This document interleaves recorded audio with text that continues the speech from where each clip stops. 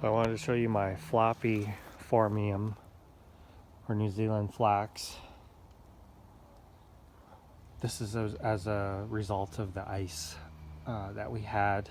Heavy snow will do it as well. So this one in particular was a really nice upright specimen. This one was pretty good too, but they just kind of snap, and you see this here, right there. Once they kind of get that break, bend that out, it'll never go back. And the problem with that is, well, one, it's kind of unsightly. But look at this, I got plants underneath it. So there's really, the only remedy you have is just to cut those blades off. I do find they grow relatively quickly once established. But it's a shame because they were looking fantastic and looked like they were going to be really good this year and maybe even flower for me, but not much you can do. So a lot of times, or even like sometimes you get some blades that have damage, and one of the things that I'll do, I don't really have an example of one that's partially damaged. I use scissors and I'll cut it on an angle, and it kind of disguises it.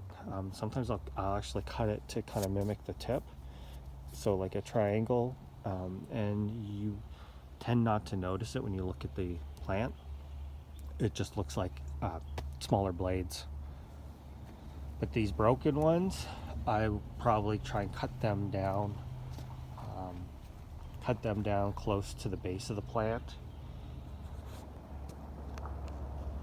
But I'm gonna wait, I'm gonna hold off, maybe give it another month until I feel like things are pretty warm and everything's actively growing. And things are growing right now, but slowly. Once we get some active growth, when the soil warms up, that's when I'll get in, and I'll probably have to give these guys a major haircut. Actually, maybe on this one, I wanted to show you the growth pattern. So you can see there's a bent one there. So a lot of times you just kind of prune off those outer blades, and you can actually separate this into, there's multiple, I don't know if you can see it, but that kind of flat pattern, there's a whole bunch of those, so you could cut that off and plant that separately. It's how you can divide them up. See in there's a whole bunch. So you can divide them up, and that's how you can propagate them as well. But really nice plant. I just hate it when we have heavy snow or something like that and just kind of ruins the form of them, because they look really nice, especially when they have, like here, these ones didn't get bent. You have that really nice upright habitat. My smaller ones seem to have done better for some reason. They're much better than these big ones. I'll show you them real quick. These are just little ones. Different variety though. I like this variety even better. So this one's not quite as floppy. You can kind of see the color variation in them. It's really quite a nice looking plant.